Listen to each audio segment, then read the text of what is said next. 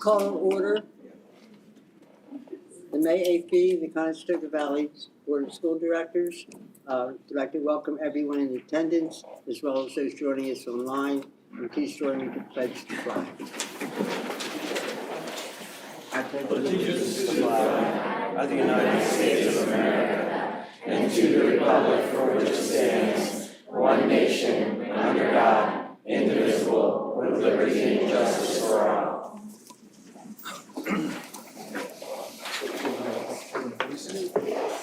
Mrs. Martin, will you please have a report on the attendance?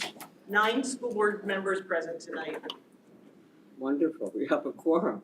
Also in attendance is the superintendent, administrative staff, and our incoming superintendent, Dr. Hartman. This is our work session, one of 2 meetings per month, in which we receive most of the informational presentations, as well as discuss and deliberate future decisions. There may also be some action voting items required on timely issues or to meet time-restrained guidelines. Our meetings observe the requirements of the school code, legislative directives, the original Act 84 Sunshine Law, all subsequent amendments, judicial rulings, applicable regulations, and our district policies to the best of our understanding and ability. All agendas and related public documents are posted on the district website. Are there any changes, corrections, additions, or deletions to the agenda for this evening? If not, I'll entertain a motion to approve the agenda. So moved. Second. All in favor, say aye. Aye. That brings us on to the commentary on district activity, and we'll start with Smithtown and Mrs. Hernandez. Yep, Mrs. Hernandez, you want to introduce your team, please? Oh my goodness, so I have, this is Shlee and Mrs. Davis, who are our reading and math specialists, and we have some student leaders here tonight. We have some math team leaders, some kindergarten team leaders, and they're going to be presenting. I'll have them introduce themselves when they go up. And they'll be doing some of our leadership routines that we've been doing here at Smithtown this year. All right. Hang on 1 second, I'll get you guys ready.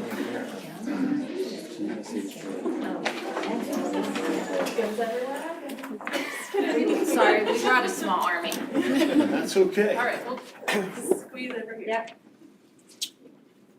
All right, you want to start? I will, yep. So thank you for having us tonight. We're here to talk about some leadership opportunities that our students are participating in at Smoketown. And we have quite a crew up here from kindergarten up to 4th grade. So a few different opportunities represented. Dr. Z, we're gonna talk first about our hallway helpers, and then we're gonna talk about our classroom helpers. And then we'll finish with some foundations drill leaders and just a small announcement about another group that's been helping that we don't have representation for tonight. Hallway helpers wanna go first? Sure. So, sorry, I wrote mine down because I don't ad-lib very well. Our hallway helper program is derived from identifying an area that needed some additional attention based on benchmark tests given at the beginning and the middle of the school year. This is used as a way to support Tier 1 instruction for the grade level as a whole. So it's something that we can do for everyone. Students in the grade level were progress monitored after approximately 6 weeks of intentional instruction in the classroom and additional supports in the hallway at arrival time, which is where our students come in. Just so that you know, that progress monitoring showed that all of our kindergarten classes met or exceeded the goal of 80% proficiency in number identification fluency, meaning that they could identify their numbers within 3 seconds in a 1-minute span. So I have Claire, Devati, and Cooper here. So if the 3 of you want to kind of step a little forward here. They're going to tell you what they do in the mornings, and then they have some examples of the things that are either on a wall or on a cork strip and how they do it. So who wants to go? Go ahead, Devati, you go first. Every morning I help the kindergartners work on their numbers and some words. If they make a mistake, I'll correct them kindly. I really enjoy helping the kindergartners every morning with their numbers and words. I'll guide them to the right spot if they start at the wrong one. Every morning I work in the hallway and work with the kindergartners and their words and numbers. If they are not able to get the number or word, I help them sound it out or identify the number. Every morning there's 2 stations, one where the buses are and one where the parent pickups are. And they have these numbers and they have to say them. And there's also some of these. It's where they have to first say how many dots there are and then how many more they need to get to 10. And then there's also some here that they have to say how many dots there are. So all of these are early mathematical numeracy skills that the kindergarten students need to have in order to be successful to move on. So we're just trying to give them a continual practice, just in short little spurts each morning. All right. Then we move on to our classroom helpers. We'll take those. Okay. So another area of support for Tier 1 instruction occurs during the school day. So it happens at a couple different times. So some of our 4th grade students leave their 4th grade classroom 10 minutes before lunch and go into 1st grade classrooms. 1st grade classrooms are having snack at that time. So they do flashcards or something while those students are having snack. And then we also have another group that goes at the end of the day. They head down about 3:10, so as we're wrapping up the day and getting ready for dismissal, they go into some of the kindergarten classes and do some more work with this, but it's not just limited to math. It could be foundations review, it could be sight word review, any of those. So those are some of the pictures that you see there of some of the students. So with us, we have Clark, Serenity, and Layla. So if you would like to explain what you are doing. Go ahead. Every day I go to Mrs. Sutherland's class at 10:30 and 3 o'clock. I really enjoy going to see the kids and being able to help them. Usually I'm walking around helping kids with whatever task they are working on. There's one student in particular that I work with the most, and I really think that is helping him improve in the different things that he needs help with. That's right. Every day I go to Mr. Luca's class to help the kindergartners learn their numbers and colors. I usually go around 3 or 3:05. Every afternoon I go to Miss Lee's room and I help with her students with their homework, because most of the time their parents aren't home to help them, and I really enjoy that. So we utilize the 4th grade students to go into these primary classrooms so that they can learn some responsibility, dependability, and also adaptability, because every day is a little bit different for them. They literally have no idea what they're going to do when they walk through that door. It's whatever the teacher's like, oh, hey, can you help this one today? So their roles change from day to day and from student to student. And I've had multiple reports from classroom teachers who are very pleased with the behavior and the performance of these 4th grade students. Okay, and then our third set of kids that are here to present tonight are our foundation student leaders. So CB's been working hard since the summer of 2020 to try and learn and adapt some of our literacy instruction to reflect the research around the science of reading and how the brain learns to read. And so teachers have been working really hard to kind of examine some of the practices that have been in place for a really long time and make some changes for the better so that students can learn what they need to learn from the start. And so one of the things that we've been working on since that next school year is the adoption of Foundations as a resource that helps our kids to both learn to read and spell using phonics knowledge. And so a lot of us went to school in the era where we just didn't learn phonics, and so the teachers are learning and the kids are learning all at the same time. And so the leader piece tonight, are part of the daily lesson for Foundations is there's a sound drill at the beginning, and while it seems pretty simple, the goal is the repetition and the multisensory piece. You'll see some picture clues and things like that, where students are saying the sounds, saying the letters that make those sounds, and then the rest of the class is repeating it, and just that repetition and day-to-day practice, and then allowing kids to be part of that leadership position and take on that teacher role at the beginning of every lesson is what we're here to show you tonight. So we're actually hoping for some audience participation, so get yourself ready, because the students are gonna lead, and I'm hoping that everyone in this room will kindly repeat what they say. All right, so we're gonna start kindergarten and we're gonna work our way up to some more challenging skills. So Sawyer is here, he's in kindergarten, and Sawyer's gonna lead us. We're not gonna do the whole alphabet, we just picked actually the hardest thing on this chart, my friends. Sawyer is learning digraphs. If you don't know what a digraph is, Sawyer, would you like to tell them what a digraph is? Digraph is a word that's glued together in the consonants. Two consonants glued together that make a new sound. And Sawyer's about to drill those consonants. So here he goes. Nice and loud, Sawyer. Ready? W-H whistle what? W-H whistle what? Sawyer. C-H-H. C-H-H. S-H-H. S-H-H. T-H thumbs. T-H thumb. C-K sock. C-K sock. Sawyer, that was excellent. Thank you. Okay, so that's our kindergarten.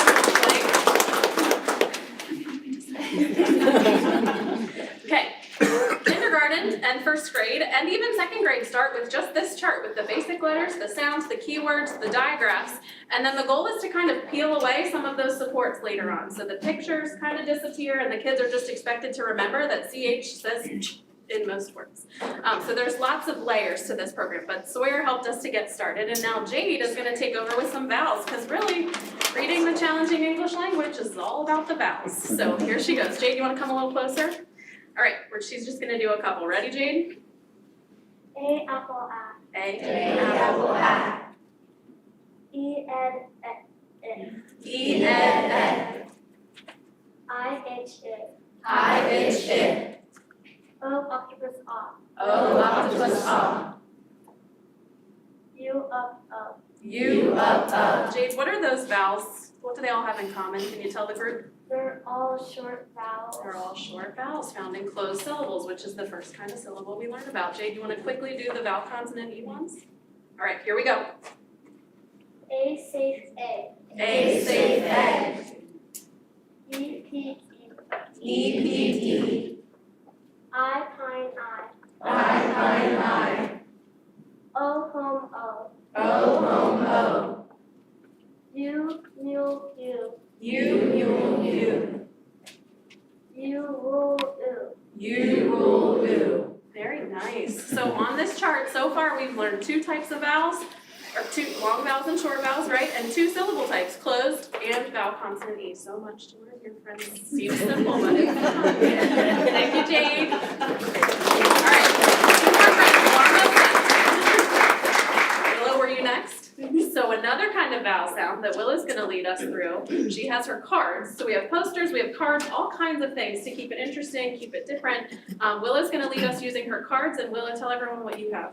I have vowel. Vowel teams, you wanna tell them what that means? They're two vowels put together that make like a longer sound. Yeah, usually a long sound or some other sound that we're learning as we go. Real quick, here we go. A-I bait A. A-I bait A. A-Y play A. A-Y play E-E-G-E. A. E-E-G-E. E-A-E-E. E-A-E-T. E-Y-P-E. E-Y-P-E. O-I coin oi. O-I coin oi. O-Y boy oi. O-Y boy oi. O-A boat out. O-A boat o. O-E toe-o. O-E toe o. O-W snow-o. O-W snow o. O-W plow-ow. O-W plow ow.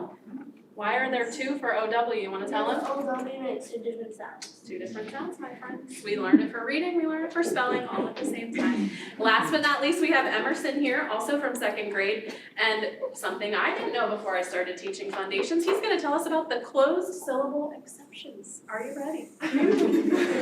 All right, Emerson, here we go. So closed syllable exceptions are like, it's a vowel and then two consonants stuck together are closing it in. So the vowel should say it's short sound, but you're gonna hear something different in a second. Go ahead, Emerson. O-S-T post oats. O-S-T post oast. I-N-D find eind. I-N-D find eind. I-L-D wild isle. I-L-D wild isle. O-L-D cold old. O-L-D cold old. I-L-T cold old. O-L-T cold old. So just even in this tiny little intro to the sound drill, you've seen posters with pictures, you've seen cards without pictures. So again, the whole program is structured so that kids kind of learn with the most supports at first, and then those supports kind of are peeled away so that they eventually become proficient readers and spellers.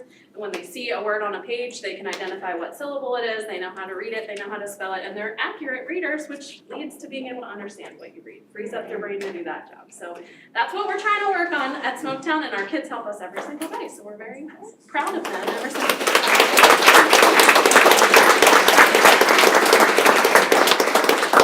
And then our one last thing, which is short, every morning, we have morning announcements that come over the phone. And we've been trying very hard this year to follow our hashtag, CV You Belong Here, by having some of our students say good morning in their native languages. So this is a picture of 5 students, which is just a small sampling of the students who have been morning announcement greeters this year.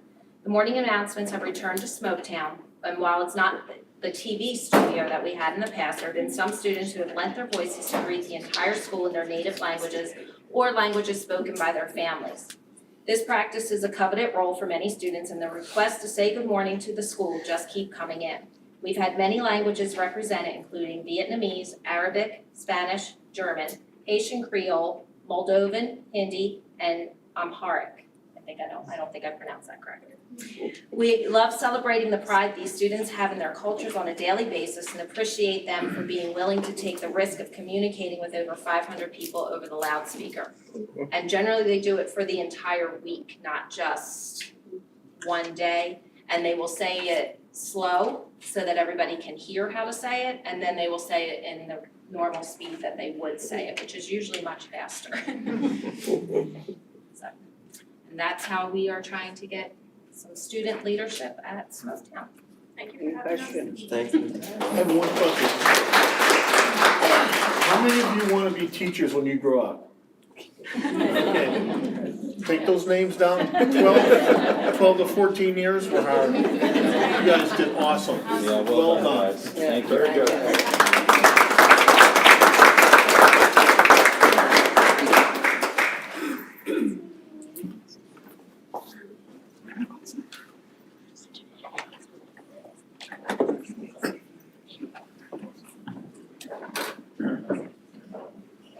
I promise you, if you come back and we have a new boardroom, there'll be enough room for you.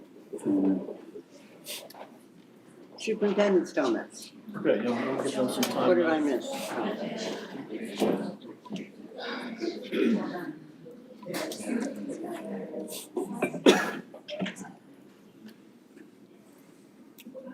Thank you, Madam President. We are proud to introduce 4 recommended candidates for your approval as part of the superintendent's report tonight. While other districts may have difficulty attracting and keeping high-quality educators, CV's reputation for valuing and respecting educators and for focusing on the success of every child every day without exception sets us apart. As such, I'm excited to introduce these high-quality educators who will be making a positive impact on our students. We will start with Emma Perung. Emma has been here with us the entire school year as a long-term substitute, making a difference in a first grade classroom at Fritz Elementary.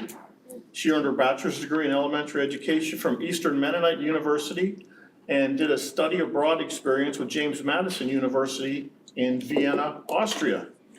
So don't start breaking into Sound of Music, Mark, I know you were thinking about it. Trying to resist. Prior to her long-term substitute placement, Emma spent a year working at Lancaster Mennonite School. And since she already went through the second round interview with Jill and I last year, and she comes with Fritz with glowing recommendations, I was able to stop in her classroom last Wednesday and offer her a full-time permanent position in that same first grade Fritz classroom. Best Wednesday ever. All right, welcome again, Emma. Congratulations. Anything you'd like to say, or? I'm just excited to be here, and I love my time at Fritz, and if you're new hire, you're gonna love it. All right. Lindsay Lead is our second person. Lindsay is another familiar face here at CV. Last year, she was a difference maker for kindergarten at Fritz. When our enrollment numbers caused a challenge, we hired Lindsay to step in just after mid-year in order to reduce classroom size and to provide another experienced, steadying hand for Fritz. Lindsay earned her bachelor's degree in elementary education from Millersville University and spent 9 years teaching a number of grade levels at Elanco School District. We are super excited to offer Lindsay a full-time kindergarten position at Fritz, where she can continue to be that positive first experience for our youngest learners. Welcome again, Lindsay. Thank you. Looking forward to working back at Fritz. It's always felt very at home when I've been here in CEC. Awesome. Alexander Roush. Allie comes to us with an abundance of positive energy after teaching at Cumberland Valley School District, the other CV, also my alma mater, and also Palmyra Area School District.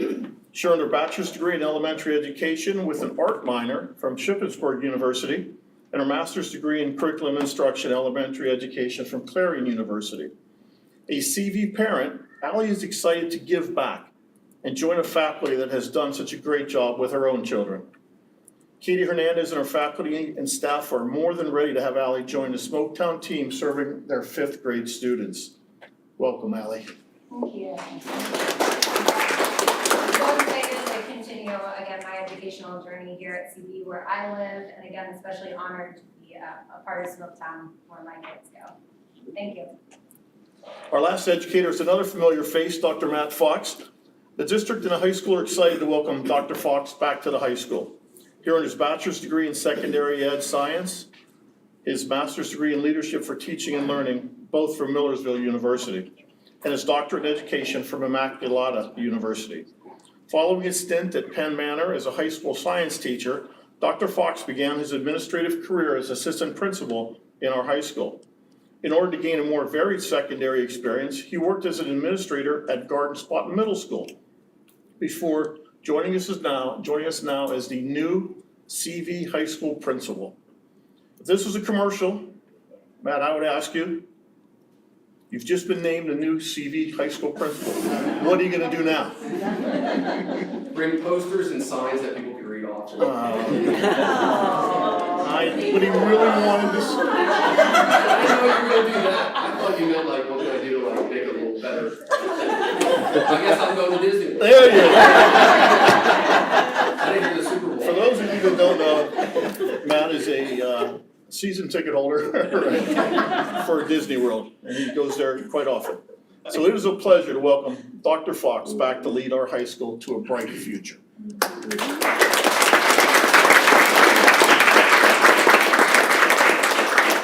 Any other words of wisdom, Matt? Excited to get started. All right. That's all for tonight, Madam President. Are there any board comments on district activity? I just wanted to mention one thing. This morning, I had the privilege to participate as a representative of Leola for the Title I Family Engagement Planning, which is a funded Title I thing specific for each building. They get a sum of money, and it's all about how to engage families in the district. And it was just a really, really cool collaborative meeting with each building being represented by staff and some parents, and just talking about how to get the communities and how to not just get the information to parents, but how to get them involved. It's just a really, really, really cool meeting to see all the passion in that room. It's just really neat to be a part of. We're gonna see some new programs come out of that? Well, specifically with that one, hopefully we'll see uptakes in attendance and really good information getting out to families so that everybody is in the know. Great. Any other board comments on district activities? If not, this is the first place in our meeting where the public has a chance to address the board. Is there anyone who would like to speak about an item that's on our current agenda? If not, we'll move on to the business part of the meeting, and we'll start with the superintendent's report. Superintendent's report is there for your review. We have listed the new hires plus transfers and a couple of resignations for the end of the school year. This will be an action item for all board meetings moving forward as we continue to hire great educators. And meanwhile, we need an approval this evening for this report. So moved. Second. Can we have a roll call vote, please? Mr. Gensel. Aye. Mr. Benigno. Aye. Mr. Dillman. Aye. Mrs. Katka. Aye. Mr. Talley. Mr. Hirsch. Aye. Dr. Martin. Aye. Ms. Trowbridge. Aye. And Mrs. Brough. Aye. Passes unanimously. Mrs. Drager. We're waiting for the final food service report. And a lot of this information we got a couple weeks ago. Right. Slow today. So Teresa's going to give you an update on the program and events during the school year. Then at the very end, I'll just spend a minute or two on the food service budget.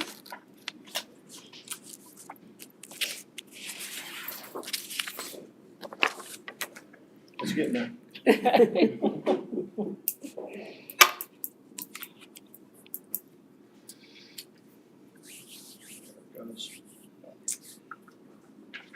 Good evening, everyone. Thank you for your time this evening to allow me to present my food service update for this past school year. Dr. Z, if you might go back to the first slide, please. I always like to put our own pictures in there. The middle picture is the third graders. Bonnie Eberly is our Smoketown cafeteria manager, and she always does a fantastic job. That was our National School Lunch Week, and I believe it's the third graders there, and she invited the officer Warren to partake of breakfast with them. And the two end pictures there is our past summer cooking camp. We're going to do that again this year. We always send invitations out. We always try and select some of the students that were already into our cooking club that we have through the school year, but this is a lot longer. It's from 8:30 to 1:30. We're going to do it, I believe it's June 19th to the 23rd. So if anyone's ever, it's going to be at the high school. If anyone has nothing to do and you want to stop in, please stop in. I know the students will be, glad to show you what they're doing. And it's run by pretty much my catering manager, Mr. Tim Mardiger. He is fantastic, and assistant food service helper is Brooke Bray. They pretty much will set things up. I'm just kind of there helping, along. But they're fantastic. And I mean, he keeps them moving. And it's, as I said, a fairly longer day. And they do a lot more learning of braising and cooking and frying. And they also have to clean their own area. Where we do our cooking clubs, they don't clean their own area, but they have to do their tables and sweep them up. And we also have them learn the dishwasher, putting things in, clean things out. So that's the first slide there. Definitely bring your appetite, because it's some good food. Oh, And yes, a lot yeah. of it. Then at our last day, we have a feast, but whatever they make, that's their lunch. And then they also have, leftovers or their takeouts they get to take home with them, which they all enjoy. First slide here is simply, this is, as it says here, from the COVID and pandemic, where now this is the first year that we're fully back to the National School Breakfast and School Lunch Program. So, and with that, unfortunately brings a lot of problems since we're back there. In other words, we lost our waiver for our free meals, our breakfast meal. We again have to go back to parents completing the meal benefit application to see if, they could be approved for the program. Unfortunately, as we go through here, then it means increased student debt. Okay. And then we still today have problems with getting different food and supplies in, different things. A lot of our paper goods and things we have trouble. And same thing there with everyone being short-staffed. It's not only us, it's pretty much everywhere. Some of them we had to change our dates because they didn't have a driver to deliver our food. So that's unfortunately going to continue, I think. Next slide, thank you.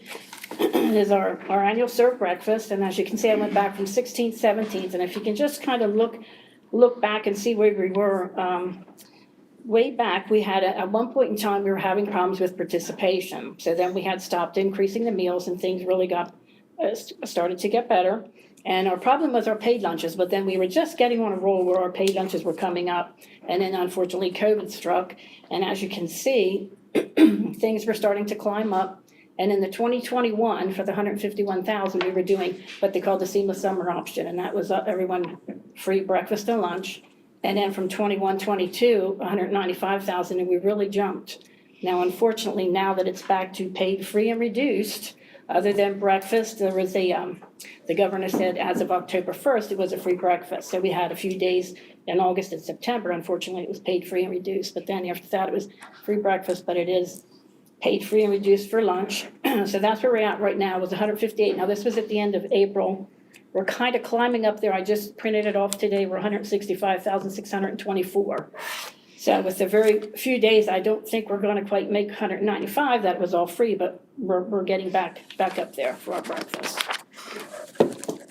Next slide, same thing as for lunches. You can see how we steadily kind of came up and then lost a little bit. And then with the The SSO senior summer option, everything was free for $313,000, then it really jumped to $459,000, and now $313,000. And again, as of today, we're up to $326,000 for our served lunches. And the next slide, I wanted to put that in there just to remind everyone of the insufficient funds. Again, with all the laws that came out, a student actually will get a meal. No one is ever denied a meal, whether they have funds or if they don't have funds. And everything has to be, way back when, if a student would ask, well, how much is in my account? You could discreetly tell everyone. Well, now you can only tell a 9th through a 12th grader if there's any money in their account. You have to do it discreetly. So that's all just the rules and regulations there, that the only way that you cannot give a child a meal is if a parent has something in writing specifically asking for them not to have a meal. Does that ever happen? Twice. Unfortunately, twice, but then they had friends, and even I think some of the cafeteria staff are really pretty good. They don't want to see anyone go without a meal. But yeah, the parent wouldn't allow them to have a meal. And this is unfortunately mere charge totals. As of the end of April, we're at $19,000 for meal charges. And again, that's lunches, and as of October 1st, as I said, breakfast was free. And it's unfortunate because before the end of last year, we actually had enough in our funding, what we call our student in need fund, and we have a wonderful community and faculty, everyone pulls together, and we've had everyone started without any charges at the beginning of this year. So that is truly just for this year. The next slide is the collection of unpaid meals. At the end of the year, food service cannot be in any debt. So we do all we can to try and get the information out to the parents. Katie from PR is fantastic. I mean, she will send our robocalls or emails out. We do our weekly letters. We do a monthly letter. So we do everything and anything we can. And as I said, some of the faculties in 2 of the buildings actually pulled together and at one time had Brownstown paid off, but unfortunately, now it's climbed back up there again. Okay. And then the next one is our bad debt alternate funding sources. Again, the community is great. We've gotten different donations from different companies and things. So we do have that. We do have funding in the account, and we work closely with the homeschool visitors. We'll give them, a listing of who might have anyone 50 or above, and we've sent that out quite a few times. And we do have some parents that are paying, but unfortunately, I guess the ones that it's really a hardship, they just can't pay. And then we tell them, hey, we could do a payment plan if that would help, but unfortunately, it doesn't get that far. And we always say, try and go in and do another meal benefit application. Hopefully that, that will help, but sometimes, unfortunately, that doesn't either. So, we do the best we can to try and get the money back. So we have actually, I think, a year to try and get any money that's back. And then again, my assistant, she gets on, and at the end of the year, we'll go through everyone that has money, and they either have to, we put it to a sibling if they're there, or we'll ask them, do you want to donate it or you do want to return? So we do that pretty much close to the end of the school year then. And I believe we had paid, it was like $13,000 we had previous paid off for the debt, so. Paid lunch equity. All right, this is a tool that we have to use to make sure that free and reduced meals are not subsidizing, as it says, the cost of the paid meals. And it's only for lunch prices. You have to take a weighted average, and our weighted average now is $2.89. So actually, the tool for this year is calculating up to, should be $3.56. So if we would want to follow the paid lunch equity, we would have to have an increase of 66 cents, but with that, it only says you would have to do a 10-cent minimum. Okay. And now there was for the past few years, there was actually an equity guidance coming out and stated that if you had a zero or a fund balance as of June 30th, you would not have to complete the tool. I usually always complete it to see where we're at, but I usually sign and say, well, we do not want to complete the tool because at the end, I don't want to increase prices at this point. So. And then I always like to put in our paid lunch price report. This is from the area school districts, so we can kind of see, where CV is. And again, excuse me, we're not at the bottom, but then, we're not the lowest, but we're really not the highest. We're pretty much in the average of what our current lunch prices are this time. The next slide is what we call CEP, or community eligibility provision. And that's where they take an identified student percentage, and it has to be at least 40% to provide free breakfast and lunch to all students. And the identified students percentage, as you can see, it's the total number of enrolled students times 100 equals the identified student percentage. And when we're talking with identified student percentage, you can say, well, we might have 60% of the building, but your identified student percentage is only your direct certified students. And as you can see on there, it could be direct through SNAP, TANF, it could be Medicaid, a migrant, homeless, runaway, or foster. That's strictly what's considered your identified student percentage. And the PDE came out and said, in order to pretty much just break even, if you would want to do this, and hopefully if we would do this, it would be district-wide, because I think it would be too hard for the parents if they have 3 siblings and, okay, one's free here, but everyone else isn't. And you need a 62.5% just to break even, because you're looking at, X amount of reimbursement for free, where you're only getting like 77 cents for a paid. Same thing with breakfast. You're getting a much higher free reimbursement for breakfast than what you are paid reimbursement. So that's the difficulty. I know when you do CEP, none of the parents have to fill out a meal benefit application, which is great. That would be a big help. But unfortunately then, you want to stay solvent. So if you don't get that reimbursement, you could be in trouble. And then the next one has what we're actually CD is at this time with our identified student percentage. So Leola is the highest at 51, then Fritz 45, Smithtown 42, middle school and then the high school and Brownstown aren't quite there yet at this point in time, but you can do district-wide. So when you do district-wide, we're currently at 40.65. Now, there was some talk, and I have another slide coming up, where they're looking at trying to lower the identified percentage, which doesn't really help too much, but on the upswing, they're looking at increasing your factor that you would get. You'd get more of a reimbursement, so that would definitely help. This was our cooking club for this year, different pictures, and I know Brooke Bray there. She took over and did this one because she's kind of like a vegetarian, and she did this a substitute protein, and they made meat sauce and they made pasta. So they had pasta and meat sauce there.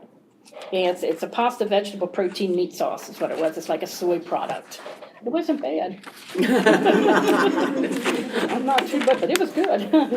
And then our previous cooking clubs, the students, all they wanted to do was bake. They wanted to bake, and we never had a chance. So now we actually could come up with, Tim Martinger there was our catering manager again. He came up with a blueberry muffin, and they made muffins. And then the kids were so great and fantastic. They worked well and did their job and got done early. So then a few times we even had biscuits. They made some biscuits too. But then that's the products and things that they were making, their vegetarian chili. And the next one is the happy graduates from our cooking club on their funny pictures. And the next one here is just the middle school cafeteria construction, kind of like the before and after. Unfortunately, I didn't get a chance to go through too much this time when it was under construction to have any more pictures for the before and after. But the first one there is simply the second picture where as you can see, it has our vent hoods in, and I believe our pizza maker things are there, because that's what the first one is to the second one. That's when everything's in there. In the very back, we have our steamers and our great ovens and our fantastic combi oven. So thank you for that. I know they love that. And then the last picture there is where students actually come in and kind of like walk around and get what they want. And then that's the register where they come back out. These are our ongoing challenges. Again, there is no telling yet about the universal free breakfast, if it's going to continue or not. I know School Nutrition Association is on the Hill, fighting to try and get that in, but who knows? We're hoping, but there's no guarantee. So, there might not be any free breakfast this coming school year. Again, as I said, I'm having food and supply issues. The CAFCO bid is what we go with. They stated IU13 is going to be at least 8% or more food cost increase from last year to this year. We did have some staffing shortages, and probably, unfortunately, we'll continue to have. And then the only other thing too is the updates to the school nutrition, where sugar really didn't come in. It did come into play, but not as much. Now they're looking at trying to put reduced sugar, and if that happens, we're really gonna have trouble with our breakfast meals. We already do reduced cereals, things like that, but you can give the students anything that's healthy, but if they don't eat it, it doesn't really help them. So if they're gonna continue to lower and lower and lower, it's gonna get to the point, same thing with our targeted sodium that we have to do. Let's get to the point where we're not even gonna be able to give them a turkey sandwich. That's how bad it's going to get. So we're hoping everything stays the same. And I don't know, I heard they were going to possibly redo our lower reimbursement rates, but I didn't really see anything, and I tried to go to a PDE, and they said USDA hasn't come out with those, and they won't come out with those until, I think, July, for our new reimbursement rates for the coming school year. And it is just the reoccurring unfortunate lunch charge debt, trying to take care of that. And some budgeted items, I'm looking for a pass-through heated cabinet. I've held off, thinking, okay, we're not gonna do Smoketown, but unfortunately, I think we are gonna be in Smoketown a little longer. So I really need, there's one that's just so old, and we've put things into it. We've tried to put things across the doors to keep it shut, and it's just not heating. But I'd like to kind of spruce up the high school with a nice refrigerated display merchandiser where they can actually just grab their salad and have a nice little containers for our parfaits. I'd like to do some parfaits if we could do that. And then district freezer. We were looking at trying to someday replace the entire district freezer, looking at maybe putting it somewhere else, but unfortunately with all the other issues with middle school construction and things like that, it just kind of didn't happen this year. So, but I do think we have the compressor and things that we really need to look at before that completely goes out. And again, student system, everyone has to learn the new student system, Power School. And we also are starting up a new point of sale for the students, so everyone's learning that. And then the parents will also have to do, hopefully, trying to get the word out again to complete their meal benefit application. And again, just keeping updated, and Ken's great, was letting me know about any renovations and things, how things go for the schools we're gonna be renovating. And then the initiatives is just trying to, get the feedback from the students and seeing what they like and what, would like what on their menu, and continue to market the program, continuing our nutrition education, again, keeping up with our cooking clubs, our summer cooking club, learning and getting the word out about it's called our Express Point, is what the Premier Edge point of sale is really called. Doing our DoD fruit and vegetable program, which we continue to do. And I did apply for Leola and Fritz Elementary. We're actually stated by PDE for an E-grant for a fresh fruit and vegetable program. That's serving them different fresh fruit or vegetables at least 3 times a week. So hopefully we get the grant for those, fingers crossed. And then just continue with other sources of revenue. The high school has a kiosk. Unfortunately, when they're short-staffed, they can't more or less man it like we should. But I mean, they did the best they could this year. So I mean, fantastic group of cafeteria staff. They do a fantastic job. And then again, May 18th, we have a Red Rose meeting coming up, and that's when we meet with the legislatures, and they do listen. So, we give them our suggestions and our what we don't like, and, help us correct this, and what can we do about PEBT or summer PEBT and those types of things. And then just continued communication for the updates and renovations to the buildings. And then this is so far what's going out with legislative that has been posted. It's Healthy Meals Help Kids Learn Act. Representative McGovern, I guess he is looking at hoping to put a bill out for federal reimbursement rate for all school lunches for 45 cents and breakfast 28 cents with annual adjustments, which would be fantastic. Then there's another representative putting out the Healthy Schools Feed Kids Act. And that, I think she's just looking at, though, increasing at 40 cents for lunch and 15 for breakfast, tied into the Keep Kids Fed Act. But she's only looking, I think, for the next year to continue. So if we can just get 1 year, that'd be great. But if we could do the top one and continue it, and each year keep it going, that's what we need. And then another representative is looking at, as I stated, lowering the threshold from 40 to 25%, and then increasing the multiplier from 1.6 to 2.5 to increase federal reimbursement. So my recommendations for this year is not to have a meal increase, simply because we had a 25-cent across the board last year, and also because of the fund balance as of last year.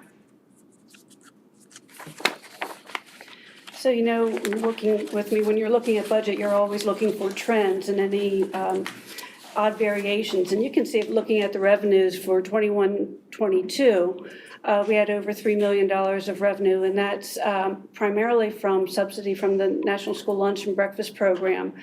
That was in the seamless summer option, where we were not charging for the actual breakfast or lunch. You do see some a la carte sales there for other items that they purchased. But we also saw, as Teresa alluded to earlier in the presentation, that the participation rate was a lot higher in 21-22. Number one, it was free. And number two, people didn't have to complete the applications to get the free or reduced pricing. So in looking at 22-23, you would kind of think that, okay, now that we're charging for the meals and the subsidy rates have gone down, that those two would kind of equal out from year to year. It obviously hasn't, because again, we're seeing the decrease in the participation. And looking at the 23-24 budgeted revenue, this is a challenge because, as Teresa mentioned earlier, the reimbursement rates aren't going to be coming out until July. It's kind of like this governor's state budget, where we have to move forward without having all the information in front of us.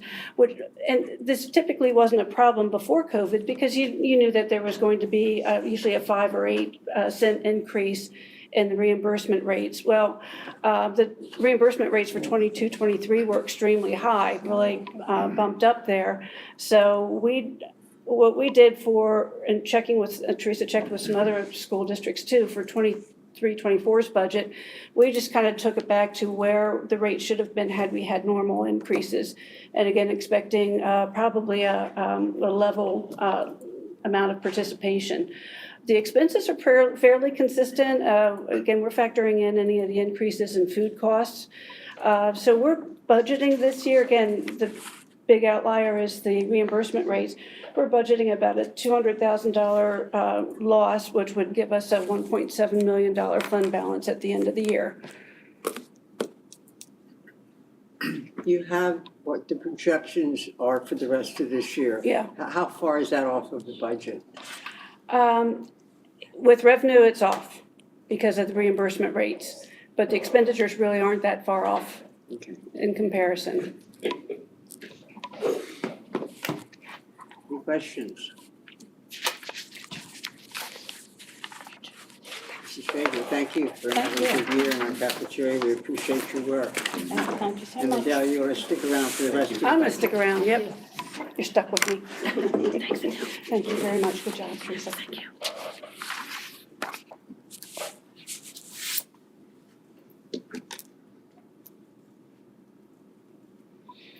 Okay, so last month, if you recall, I gave you an update on the preliminary budget. That was just giving you an overview of where we thought we're coming in at with most of our revenues, expenses, and then looking to you for some guidance. And you did set the goals for us for the 23-24 proposed budget. One of the goals was that we have a real estate tax increase of less than 3% for the millage rate. So I went back to the drawing board and was working on the budget, scrubbing the numbers pretty much as hard as I can. So I'm here tonight with an updated proposed final budget for you. But I did want to point out to some of the key dates. It's next week on the 15th. We do have to have an approved proposed final budget. And then on June 15th, I know it's a tongue twister for me, we have to have an approved final budget. So if we go with the 2.75% millage rate increase, it would impact somebody who has an average single family residence of about $215,000. It would result in an $88 increase in tax for them. So when I said I went back and was working through the numbers, I did that as well for our current year projections. And again, we budgeted a $1 million deficit for this year with planned use of fund balance. What we're looking at is some slight changes here, but looking at a $1.7 million surplus. And again, we've got some planned use for that surplus.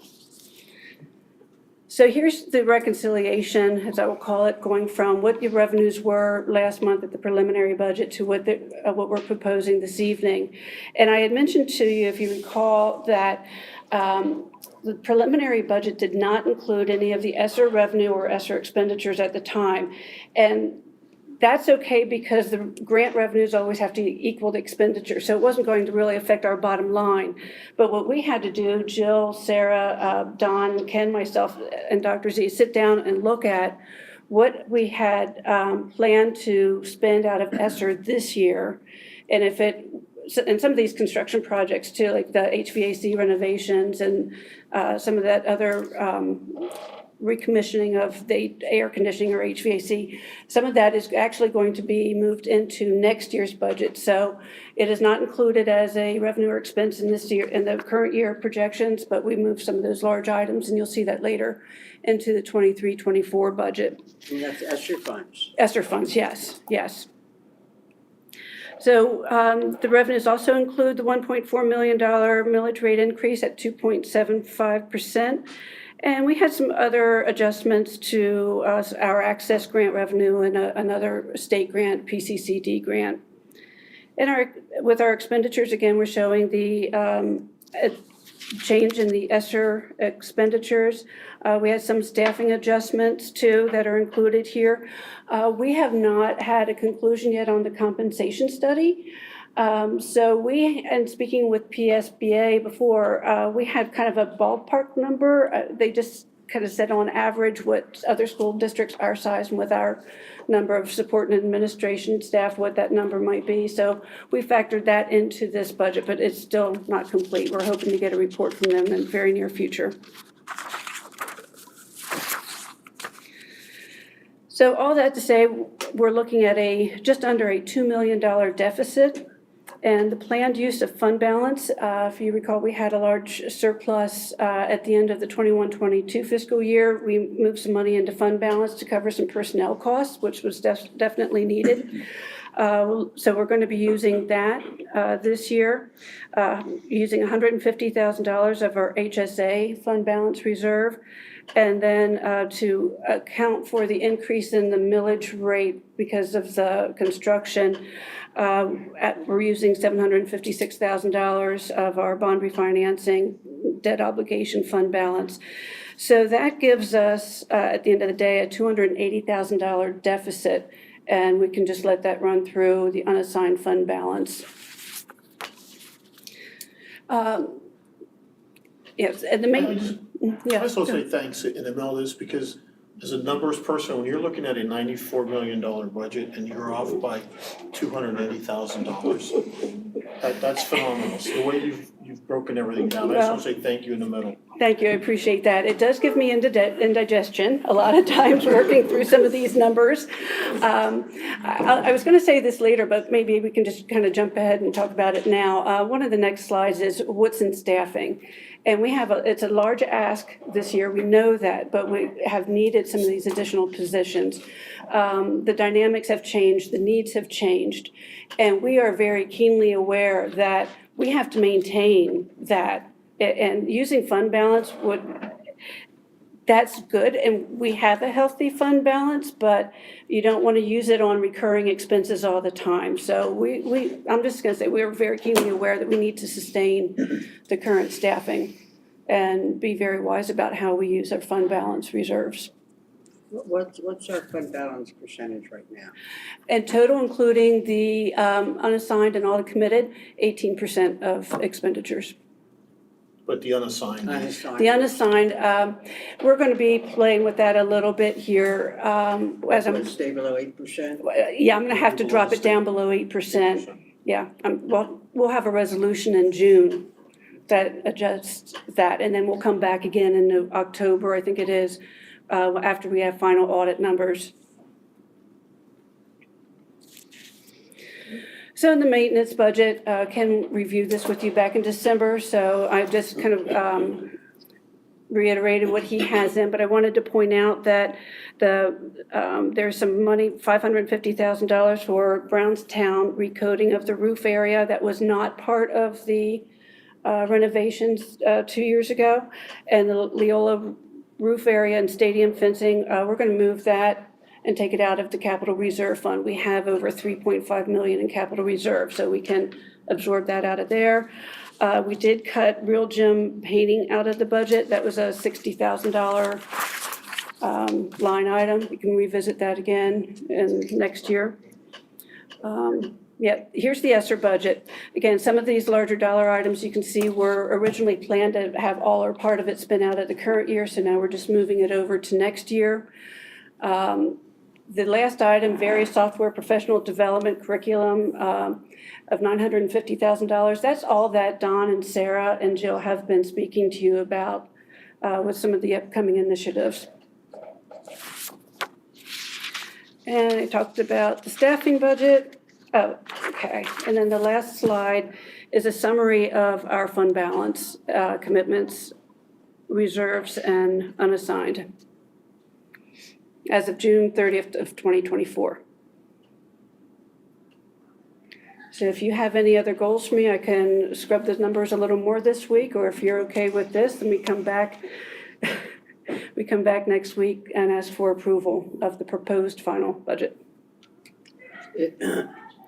If you find something that can be adjusted, I definitely say go ahead and do that. I had one question. I was looking at the projections, and you have an assumed valuation for, taxable property. I don't understand how the assumed evaluation can go up, but the yield goes down. The tax yield goes down. And which slide are you at, Badette? That, I'm not sure what slide it was, but it would have been the one where you had the projections. That's the next one. Oh, the projections, okay. So on the 5-year projections, and we know that those numbers are difficult, but what was your question again on? You had assumed evaluation, and that went up.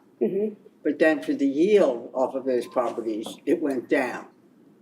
And that didn't make sense to me. You need me to find you the line? Yeah, I'll get back to you. Okay. That didn't make sense to me. If the value is up, why the yield from it would go down.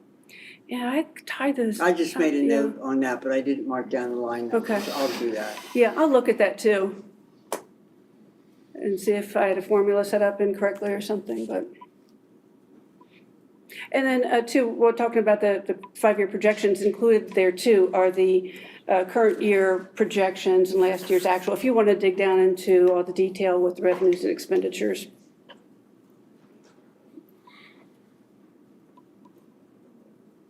Anything else? Questions? Adele, just one quick question, and I'm sorry to push this, but if somebody were to say the millage increase is 2.75%, are we at the threshold? The question is, can we get to 2.5? Can we get to 2.25? And how much pain does that cause? Are we at the point where we're right where we think we need to be? To decrease the millage rate by 0.25% equates to about $130,000. Yep. And I'm concerned about that long-range plan of having to sustain some of the staffing requests and other items. So you don't see any other areas other than staffing? If we said don't touch staffing, where could we find another $130,000?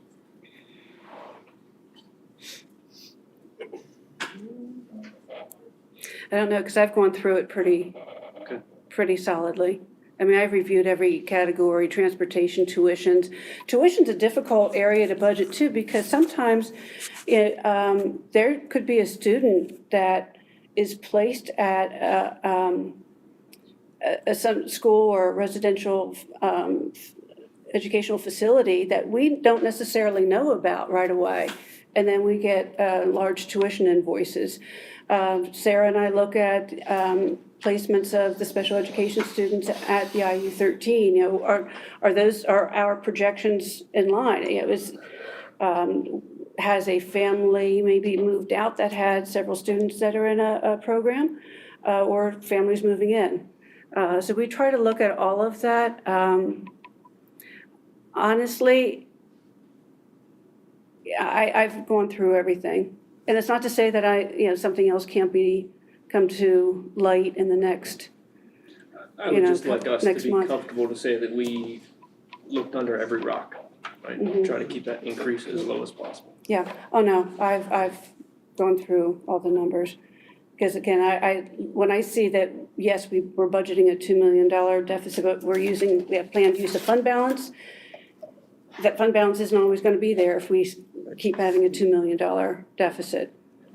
I think when we started this process, Mr. Dillon, when we came in at that 4.1 was what the state said you could raise your level to. That you've said this a million times, this is not our money, we're stewards of the community's money. And Adele's been in that position so long that we're like, okay, we came in at 3 initially.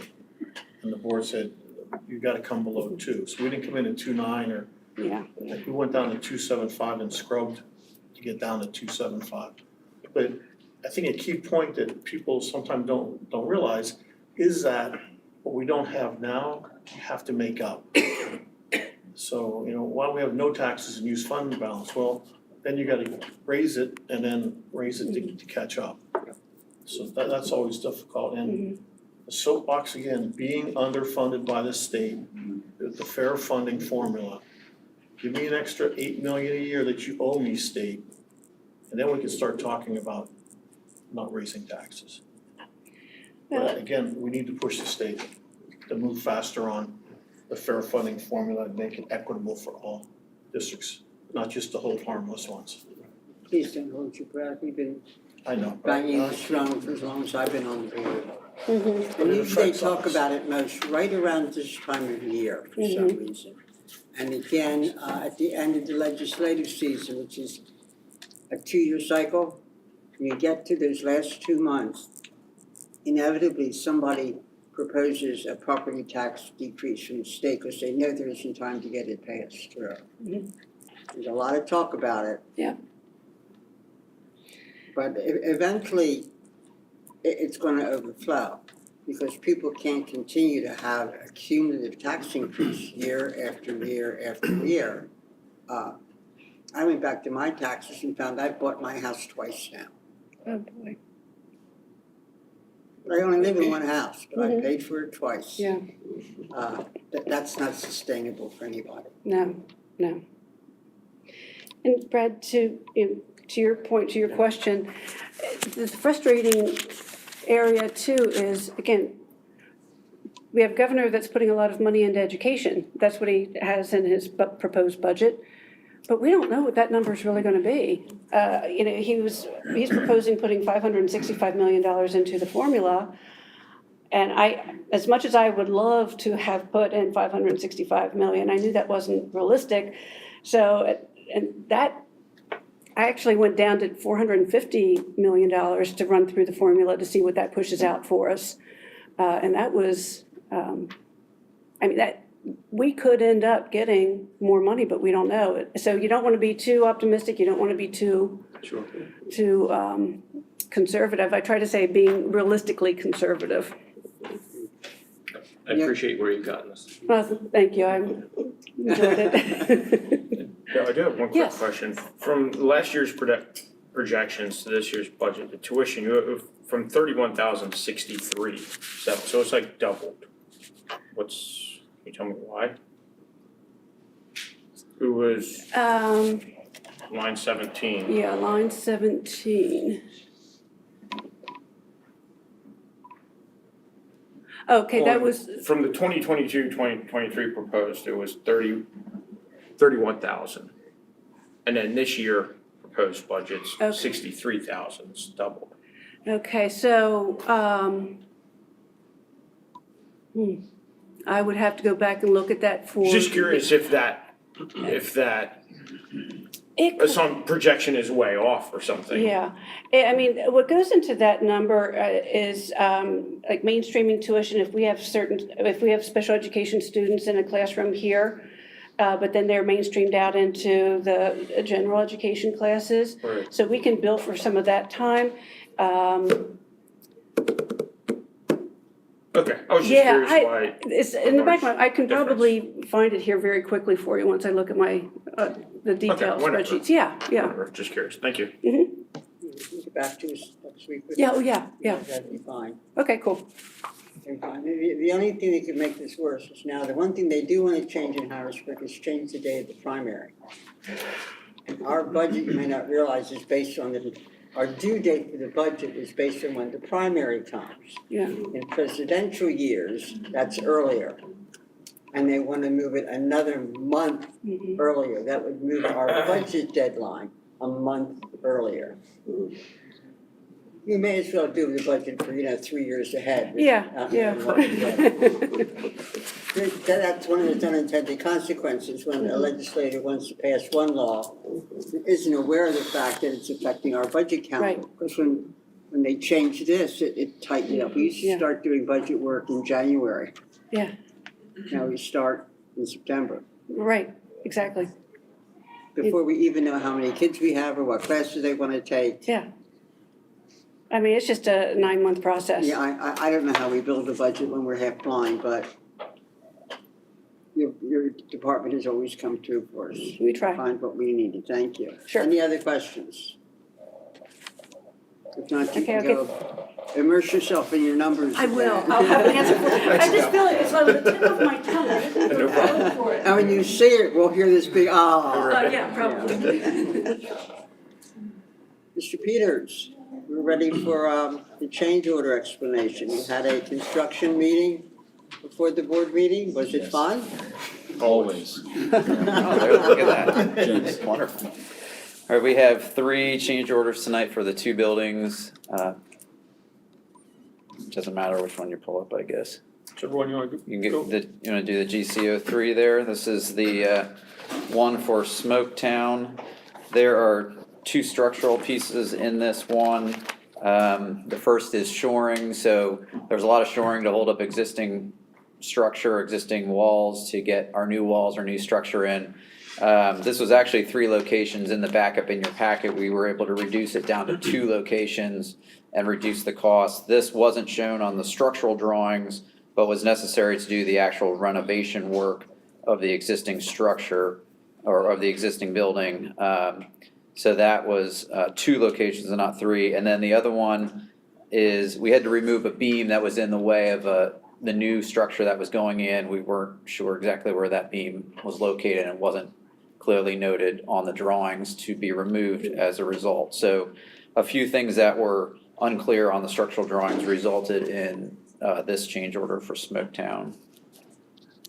Any questions on that one? Well, if it's uncertain on the drawings, is that considered an errors and omission? Yeah, there was a lot of shoring on the drawings, but we did, the structural engineer did miss that on the drawings, those 2 shoring locations, I did note correct? the notice where some things can be missing on the drawing, but still responsible to be put in place by the contractor, is that right?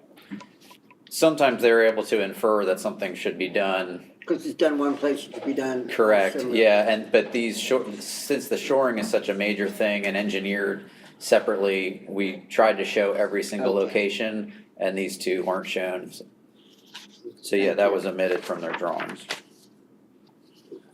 And HVAC 06, so at the middle school, for the piece of equipment that was needed, the laser cutter there was a specific ventilation required that needed to be included. So that's the cost from the mechanical to provide that necessary exhaust really for the laser cutter machine that was ordered. So that one's pretty straightforward. And then the plumbing one, we have what's called a draft curtain, which is around the open stair at the middle school. There's a drywall bulkhead around there, and really, because the stair is open, if there happened to be smoke in the corridor, that would prevent the smoke from going up the stairs, that open stair to the next floor up. Part of that is additional sprinkler heads. That wasn't noted. That's an isolated, unique thing that should have been noted on the fire protection drawings.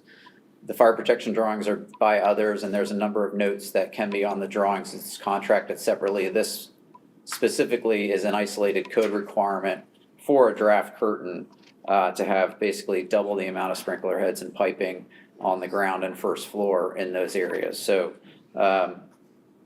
that is the explanation for the draft curtain. and the additional fire protection. And this is under the plumbing contract because they have the fire protection contract. Any questions on the fire curtain? That's all of them for tonight. Did I understand you said, the other one at, the middle school, that there was a piece of equipment that was needed? Yeah, there's a laser cutting machine in the shop area. You mean they needed it to do the work, or it was supposed to be supplied as part of the equipment? The district ordered the additional equipment or relocated the equipment for the shop. This was just the necessary exhaust for that. Okay, For They would need for a ventilation for I get the it, Yeah. laser cutter. I get it, thank you. Mhm. Any other questions? And also with the construction, we're gonna, we wanted to get, and maybe I'll send an email out to the board to gauge interest for a tour for middle school and also for Old Smoketown to see how the new project's going. Sorry, new Smoketown. Yeah, we'll get a good name for that building. To tour that building and then also to go see the middle school again, because I know not all of us have had a chance to walk through and not many of us had a chance to walk through together. So expect an email for that and see if we can get on the same page to do that walkthrough would be great. Great. Anything else to report? I can't often enough thank our construction committee for the time they put in. Save us more time to go over some of these details. Thank you. Thank you. Thank you. Thanks. Buckskin activities Wait, we line. skipped stuff. Did I skip some? Oh, so, yeah. We're on policy review. I did jump way down, didn't I? Policy review. There are policies left that were omitted in the first two sections that we did at the 300s. If you have any questions, let us know. There's only a few, and some of those you'll note are temporary. They're just placeholders until the policy is picked up elsewhere in the policy line. I did have further conversation with Mr. Litz and 314.1 HIV infection. He says where he understood the rationale similar to telework, where it's not being used now but could be. The HIV infection is actually picked up in the infectious disease one, so we do not need that. We don't need to So we pull can out all. delete it. That one can be retired. Okay, good. So we will retire 314.1. That'll be the recommendation For next week. Okay. Any other questions on those policies? And we'll have second reading of the last policies in case you still have some outstanding questions. River Rock Academy contract, Dr. Mann.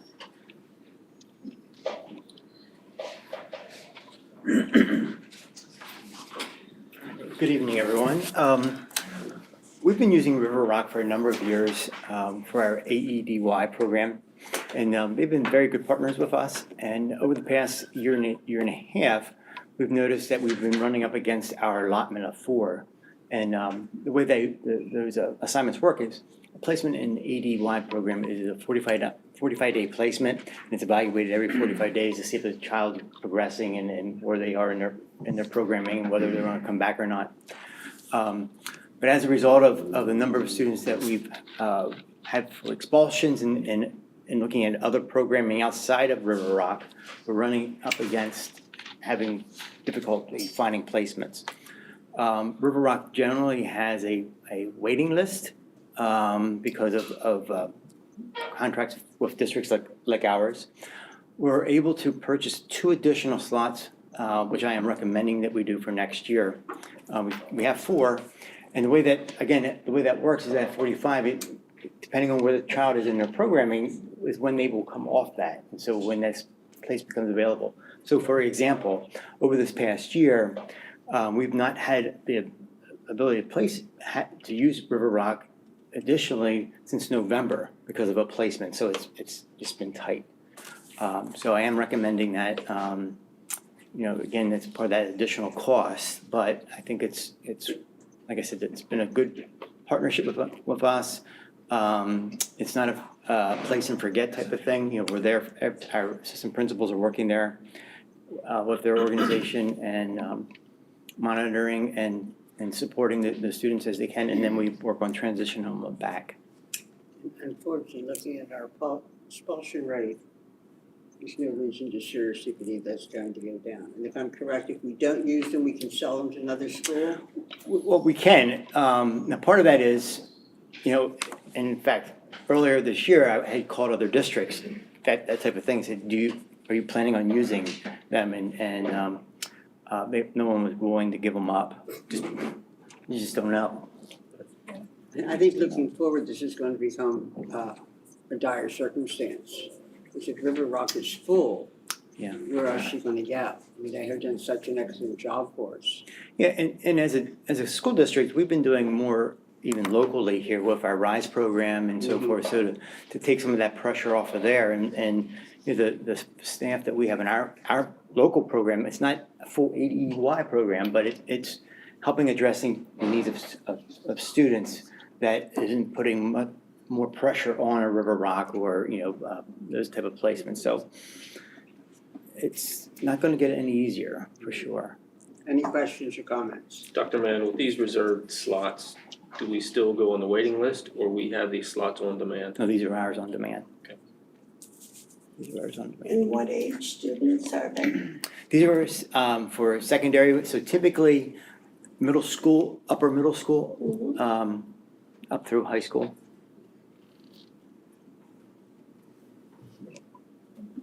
And other various alternative schools and programs are being very selective that you don't try to move these students into their programs that they're not really prepared to do, but legally we have to find some place for them or provide ourselves. Right. Right. Any questions? Great, thank you. Thank you. Now, the budget. Yeah, I'll be taking that one. Mrs. Ripchinsky sends her regrets, but she is not feeling well tonight, so I told her I'd take over for her. The Buckskin Activity Alliance has their grant proposal system. They run through the bid process and they come up with the appropriate amount. Each sport is eligible to apply for any grant, and they run through the grant committee process. Because we hold the money, it has to be board approved, but as listed are the grant recipients for this spring. And then we'll approve them next week. For those that know this, even though on some of them you only saw one bid, they were multiple bids. Correct. That was low bid. Okay, all right, Josh, I guess. Mr. Appleby? Apple lease purchase agreement. Good evening, board. How's everyone doing this evening? So it is May, which means getting ready for summer order. So first thing on the list is the Apple lease master. It's scheduled number 3, so it falls under the master lease that was set up. Well, let's be 3. So 3 years ago, so all the terms are qualified. I was a little surprised this year. I expected with interest rates going up and up, excuse me, that we'd be seeing an actual interest rate on the lease. However, because Apple Finance Services can work their magic, they're giving us at a rate of 0.0% again. So I was kind of cool with that. Unfortunately, it's a little bit of a small year, so normally you tend to see numbers each year a little higher. The big difference is this summer leads us into the off year in regards to the major iPad purchase, the 1-to-1. That will be coming back next year as we start working on 1st, 5th, 9th grade rollout schedule. So the lease this year covers Fritz and Leola for staff and teacher devices, some devices for the middle school lab, CVVA Virtual Academy student devices, and a smattering of ancillary iPads. So we find that they are getting broken at a rate by which FedEx is kind of keeping us up for replacements. You're giving me the look. They do break. Thankfully, Apple eats the cost and replaces them, but there's They some also time. sometimes display don't work. Well, it's technology. Wouldn't need me if it was perfect, right? So yeah, so that's what's covered in the lease. What's that? That was good. Oh, thank you. So that's the numbers. Yeah. So I'm looking for approval next week. No big rush on that. So they've got us in the queue and everything seems to be in stock, so I anticipate normal delivery on that, so. That master lease was signed in 2021. How long is that for? I'll have to go back and look, but I think it's continuous as long as we need to finance. We keeps may going. look at an actual renewal. It's basically vetted on the term so that every year we don't have all of it. Yeah. But I'll certainly look at that. So as much as the master lease and these are schedules, I think it's 2-page difference from the very beginning to now. We're still signing the usual amount, so, but it was, No, Yeah, it it's usually includes the date on the original. master lease. I didn't know that was like a 5-year that had to be renewed or if it just keeps going. I'll double check on that, but I believe it's an ongoing, so. Okay. And, the IU agreement. So, yes, so the other item is a contract service agreement with IU13 to assist us with a lot of the Power School data migration services. So my team's been working really hard in getting thousands of student information over staff and faculty, grades, schedule, lots of details. It's an inordinately large amount of data that we're coming through. So what I have kind of looked forward into the future, realize it's going to be a little tight. So I reached out to the IU. We need some assistance. I'm not afraid to say I need help. Largely with health information, discipline information, and some of the document center side that's in Sapphire.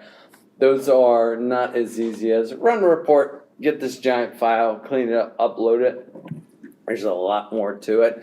Kind of requires some more custom scripting. So the IU is like, awesome. They've got some really good people that can do it. So they've pulled together an agreement. I'm not quite sure why it's dated September 8th, but the terms start May 1st of this year and run us through the term of what I would call the implementation, which will take us through the course of next year into June of 2024. So, excuse me. We're flexible in that options. It's an hourly rate. We can pre-purchase a bucket or we can be charged as is. I'm probably going to start setting meetings and determining how much that workload is necessary. So, but they'll be doing some of the heavy lifting for us in regards to some of that more complex data. So.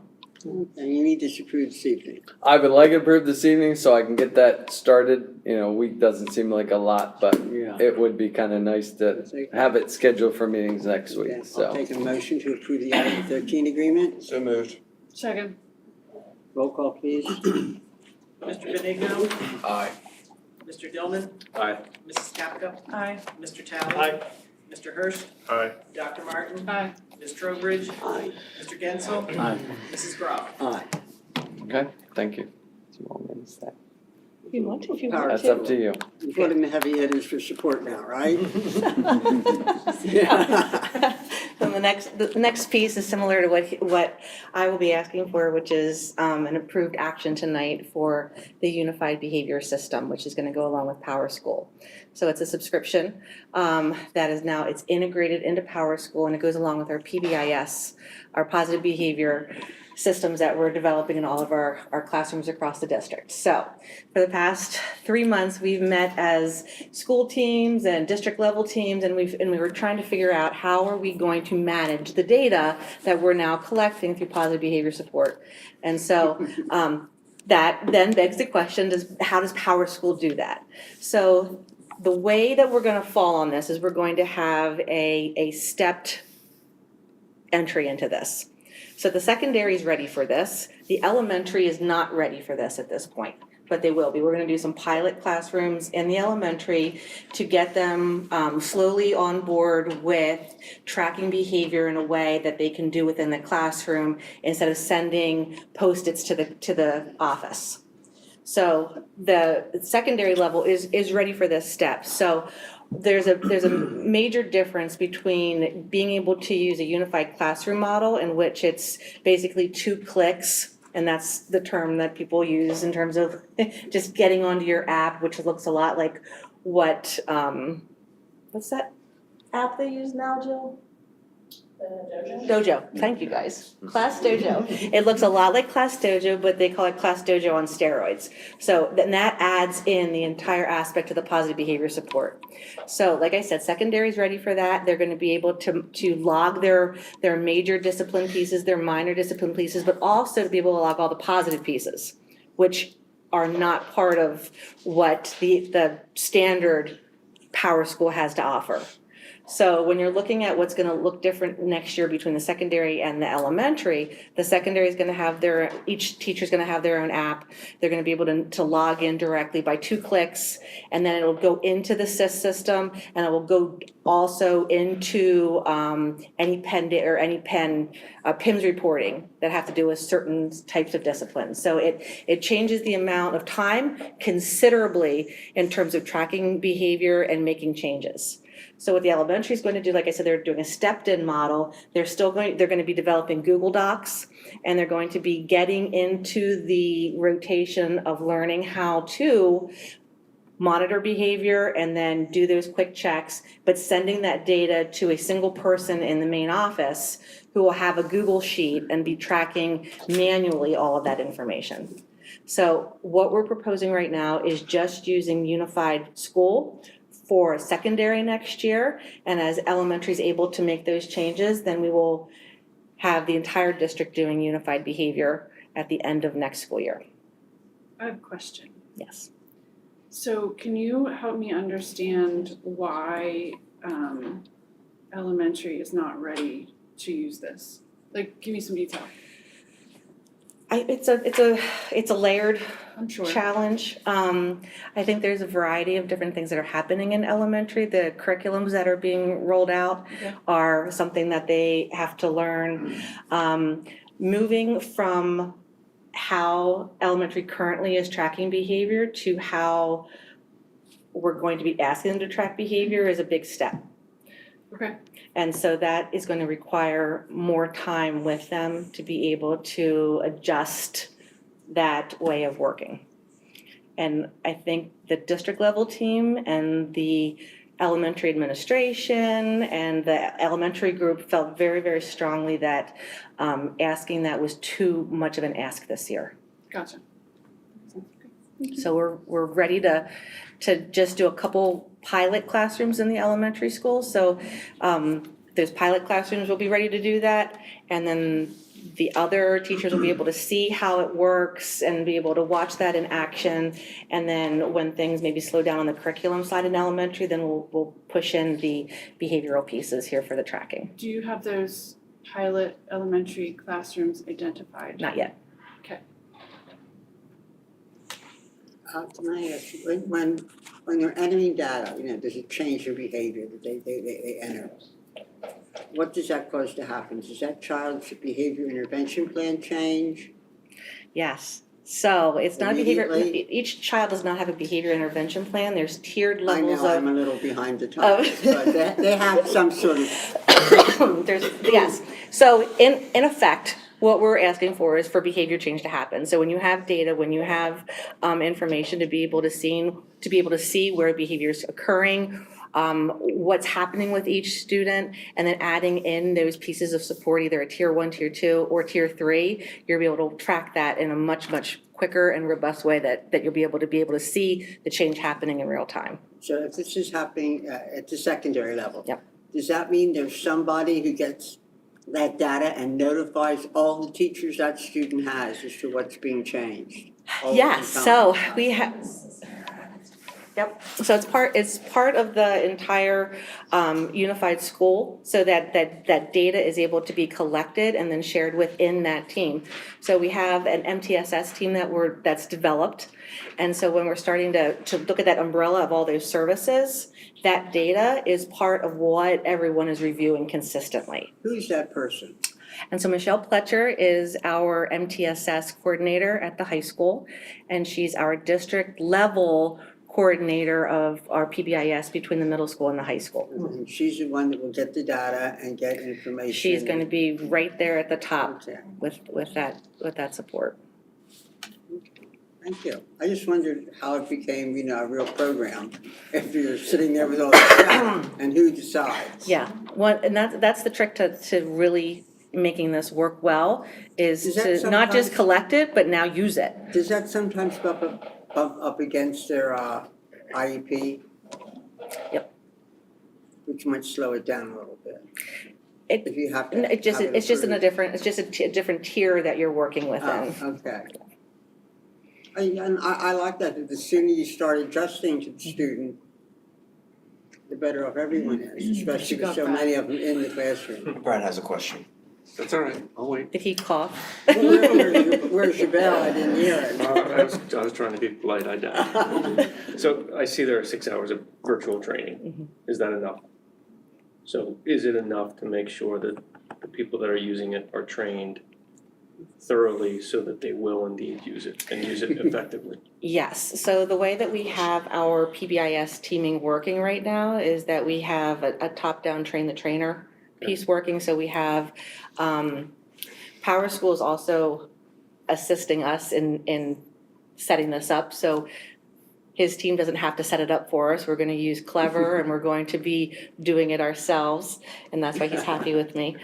We're here to support. Yes. Yeah. So we have our staff on our side learning how to do the setup for it, and then our existing district level team, our district and our bigger district team is going to be getting the big training that will get pushed down to the remaining staff that need it.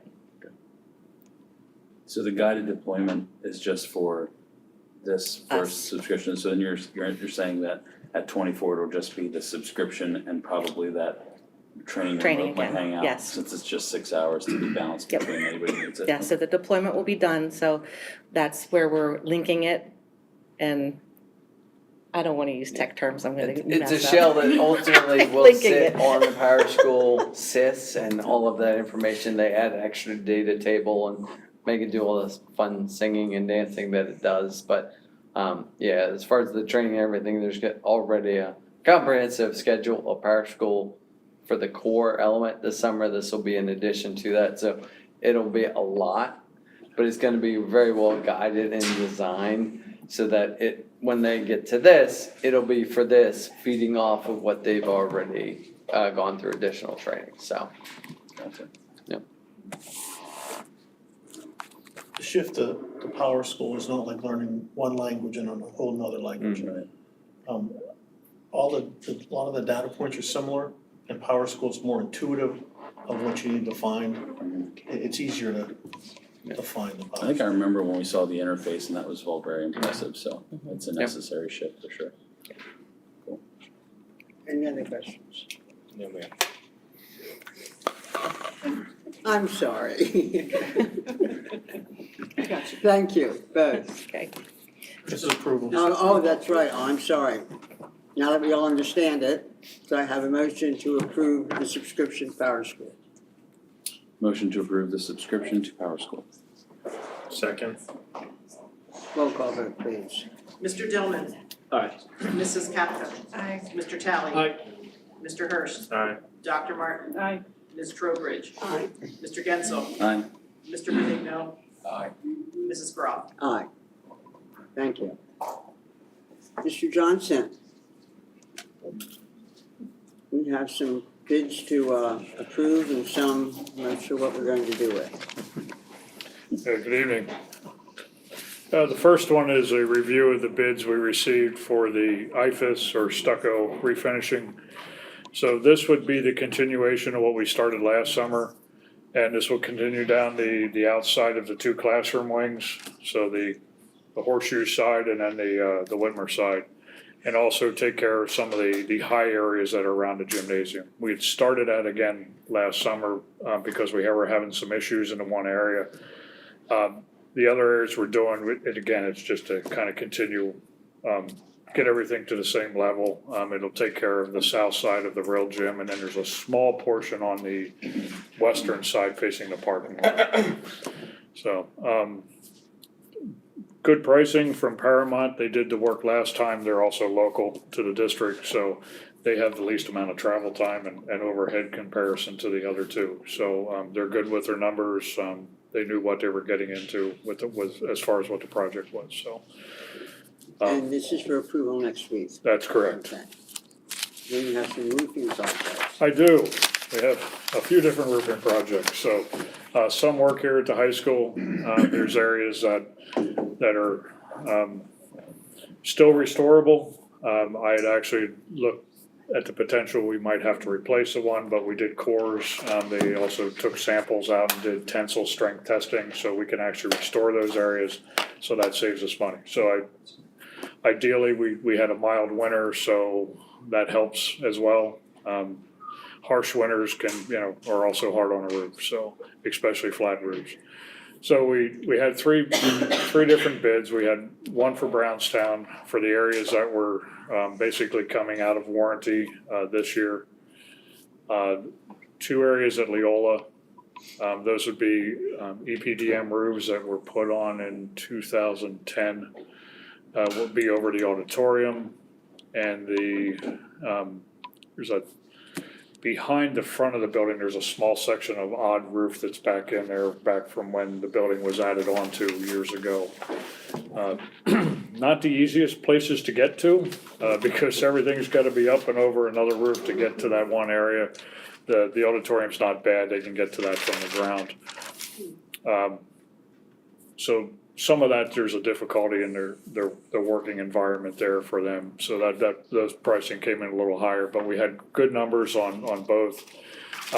We've been doing a program here with the roofing work where we buy the material direct through WTI Weatherproofing Technologies, otherwise known as Tremco.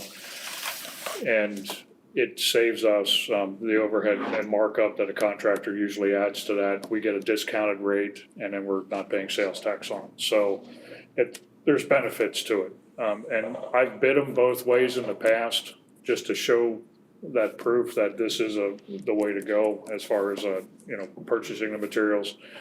And it was proven every time. So we just kind of merged to go to this direction. This still allows it to be competitively bid as far as the work. And we got a range of numbers. We actually had very good bid interest in this. We had looked to do something a few months back, and we just didn't have the interest from the bidders for some reason. So I don't know if work is not out there that they were expecting or something happened, but to have the amount of bidders we had show up was great. So, and they were good numbers. The bidders actually, with the way we do it, they have to provide us with how much of each material they need. So you'll see fluctuations within the material numbers. That could be because they might have some product left over. I don't know, but at the end of the day, they own anything over and above that list they provide. So if they ran short, well, that's on their dime to buy the additional material. So we're protected that way. The projects not only get our oversight, but they also have a rep from Tremco comes out and provides oversight during those, the installation of the materials. Because they hold the warranty on it, so it benefits them as well. So. And when I see that there's about $350,000 savings from what we thought we were going to spend, it's close to that. Not 350, that's. Well, between all three of them. So one was 35,000 under, the other one, Leola came in a little higher, so, and then we saved like 8,800 on the. Yeah, it was a good amount. Yeah, I was very pleased with the numbers. This needs approved tonight. That would be my request, just, we wanna try to lock in the material costs, so. Guys, just real quick, because I'm trying to remember, Ken, I Yes. apologize if we talked about this before, but since you mentioned that funky little piece of roof in Leola. So with the renovation on that one coming up, that won't be touched? It's not gonna hurt what's planned there. Okay. There's some rooftop equipment on the auditorium roof, but pretty much that's being taken off and replaced in kind, so this isn't, I'm not doing work now that's gonna be redone. Right, yeah, that's the main concern. Just concerned that that's 2 years out, so can I get 2 more years out of that roof and not have to replace it? So if I can restore it now and save that, that's saving us money. Yeah. So that was, that was the thought process behind us. Sure. So, but we also looked to do roof areas that were not, well, most of the rest of the roof at Leola has been done at some point in the past 10 years, except those two areas, so. Is there a rule of thumb that you use to decide how much we're spending to repair rather than replace? How many years you expect to expand? We monitor the roofing pretty closely. There's a master chart of Yeah. these areas we wanna look at next. And because a lot of it's due to what warranty's on it, what's remaining on it, how old the roof is. Some of the roofs you can get more life out of. Real gymnasium, that has a nice slope to it. It's a rubber roof. There's not one penetration through that roof. So no holes in it means less possibility for a leak. So we actually got more years out of that before we had to restore it, just because of some of the existing conditions of it. I just have one question. Every year at some point when I think it's over, I hear someone mention something about rain buckets sitting in the Yeah. building or the And library. and sometimes we're just chasing them. Chasing our tail on that, we Yeah. fix it one place and it pops up somewhere else. And wherever that bucket is setting is not where that leak is. It runs down along the green. I got it. It'll find a place in over here and then run a steel beam or run Yeah. something and surface somewhere else. Been there, Yeah. Okay. Ken, I'm All sorry. right, then I will take a motion. All right. Ken, I'm sorry if you mentioned it, but what's the rough schedule on these? These would be done primarily over the summer, maybe a little bit, yeah. All three? All three, yeah. Where's your bill when you need it? I'll tell you. I'll take a motion to approve the roof repair project. I move we accept the bids as presented. Second. Roll call vote, please. Mrs. Capco? Aye. Mr. Talley? Mr. Hurst? Aye. Dr. Martin? Aye. Ms. Trowbridge? Aye. Mr. Gensel? Aye. Mr. Benigno? Aye. Mr. Dillman? Aye. And Mrs. Crowe? Aye. All There right, you go. thank you all very much. Move to your heart's delight. Item M is a special ed agreement that we have discussed in executive session in the past. We're just bringing it forward for board approval. Do I have a motion to approve the agreement? Motion to approve the agreement. Second. I'm sorry, who was the second? I was. Mr. Talley? Aye. Mr. Hurst? Aye. Dr. Martin? Aye. Ms. Trowbridge? Aye. Mr. Gensel? Aye. Mr. Benigno? Aye. Mr. Dillman? Aye. Mrs. Capca? Aye. Mrs. Crowe? Aye. And the last one is PSPA Delegate Assembly in November. We are allowed 3 delegates. It can be done either by going up to their headquarters or it can be done virtually. I always go up, sometimes a group of people I get to drive together if anyone would like to do that. They will be going over their bylaws and their legislative platform, and they do that every 2 years. So if anyone's interested or thinks they might be, we should send their name in. So I am asking to have my name put in for an in-person. Is anyone interested in going or being part of it? I'm interested. You put my name in. Anyone else? You can put mine Diana? Do either of you have a preference in person or virtual? I would do it in person. in person for now. Yeah, you can always switch it. That's no problem. Okay, can I have a motion to appoint the 3 delegates, myself, Mrs. Kapka, and Mr. Gensel? So moved. Second. Was that Martin for a second? Yes. Mr. Hurst? Aye. Dr. Martin? Aye. Ms. Trowbridge? Aye. Mr. Gensel? Aye. Mr. Benigno? Aye. Mr. Dillman? Aye. Mrs. Kapka? Aye. Mr. Talley? Aye. Mrs. Crowe? Aye. Okay, the tentative agenda is there for next week for you to review if there's anything you want to have added onto that. And this is the second place in the agenda, where if the public would like to address the board, they may. Is there anyone? Yep, Mrs. McClure. Okay, do I understand they were on the agenda, requested agenda time for this? Or did I misunderstand that? She had put her name, she requested to speak in front of the board. Okay, would you please give your name for for the record. Audrey McClune. And you are a resident Yes, and you're representing a group? yes. Okay, thank you. Good evening. I'm a proud CV alumna, former CV teacher, and a parent of a 7th grader and a 4th grader here at Conestoga Valley.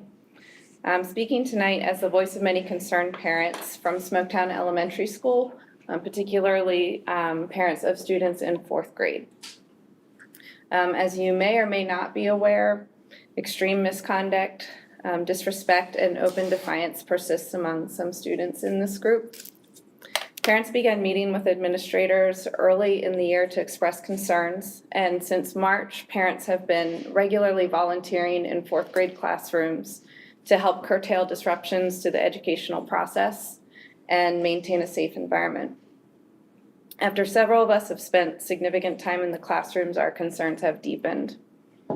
The following examples illustrate some of the behaviors we have observed: using abusive and profane language, continually calling out and interrupting the teacher, refusing to stop humming or making other noises while the teacher is teaching, checking phones that are in backpacks and phone notifications going off during class, throwing food in the cafeteria, playing games on the iPad and refusing to put it away, throwing iPads and books to the floor, refusing to sit at a desk, refusing to complete assignments, failing to follow food and drink restrictions, and refusing to clean up resulting messes, refusing to leave the classroom when asked, slamming the classroom door, distracting from the hallway during sanctioned breaks, misusing the bathroom hall pass, yelling in the hallway, verbally and physically attacking students, and making threats of physical harm to other students. Many parents have observed these acts of defiance and misconduct not as isolated incidents, but as repeated offenses. And the continuation of these infractions each and every day has resulted in a chaotic classroom environment where many students feel stressed, unsafe, and unable to concentrate on learning. Parents have seen signs of mental distress in their students and a decline in academic achievement.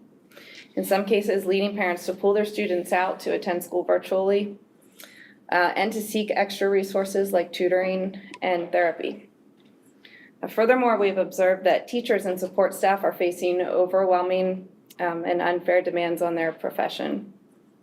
We fear for the well-being of our teachers currently, and we are worried about the desire of teachers to want to teach at CV in the future, especially during a time of teacher shortage. With our concerns for a safe and orderly classroom environment mounting, we have discussed possible solutions with Mrs. Hernandez and Dr. Kozer.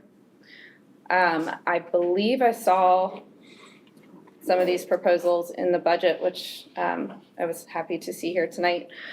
First, we strongly advocate for a 4th additional classroom teacher for next year to dissipate behavioral issues. In addition, we support Dr. Kozer's proposal for 2 new positions at Smoketown for next year, particularly one for a behavior specialist. We appreciate Mrs. Hernandez and Dr. Kozer spending time with us to listen to our concerns, and we recognize the significant work that they've done to build a comprehensive team approach to helping those students with behavioral issues. And we are grateful that this team includes the school board as you consider for staffing for next year. That being said, as we near the end of the school year, our discussions have not resulted in progress toward the expectation of a safe and respectful learning environment as promised in the school district's mission statement. We must note that although the board approves the Code of Student Conduct policy annually, we have observed that the disciplinary options recommended for level 1 through 4 infractions are not applied consistently. Instead of escalation of consequences as designed in the Code of Conduct, we observe that defiant and disrespectful behavior persists unchecked. We feel that a lack of clear boundaries with consistent follow-through of consequences fails all students, and that we can show students how much we care by setting boundaries that we will not let students cross without consequence. We want to see a culture of accountability that will further students along the path to becoming the collaborative, caring, and contributing individual envisioned in the profile of the CFE learner. The majority of fourth graders are respectful students who come to school ready to learn. But when some students' actions are continuously allowed to disrupt learning and threaten the safety of other students, all students are left with unclear expectations and are stunted in their growth toward the CB profile of the learner. Because of this failure to uphold classroom expectations, some parents are regrettably considering private or virtual schooling for their students for next year. But we hope to be assured that next year will be a different experience for our students. We do feel that teachers, administrators, and those of you before us share our concerns. We all want the very best learning environment for our students here at CB. We want our teachers to feel supported and valued, and we want CB's reputation to be one of excellence. So we thank you for your service to the school district. We really appreciate all your dedication. Thank you. And I'm sure you're still in touch with the appropriate administrators. Yes. And I will simply add that I'm pleased to see that you come with suggestions, not just concerns. That's always helpful when parents help. Thank you. Thank you all for coming and bringing it to our attention. Appreciate that. Thank you. Thank you. Even though you are all grown up now. And you're achievers. It's big. Are there any board matters? What, any other comments? Is that any other comments? Any other comments? That was just one. I'm I don't know sorry. if there's more. Was there anyone else? Anyone I didn't else? think so. No? Okay. Board comments. Any board members have initiatives or concerns to bring up? If not, I'll take a motion to adjourn to executive session for legal and personnel reasons. So moved. Second. All in favor, say aye. Aye. We're adjourned.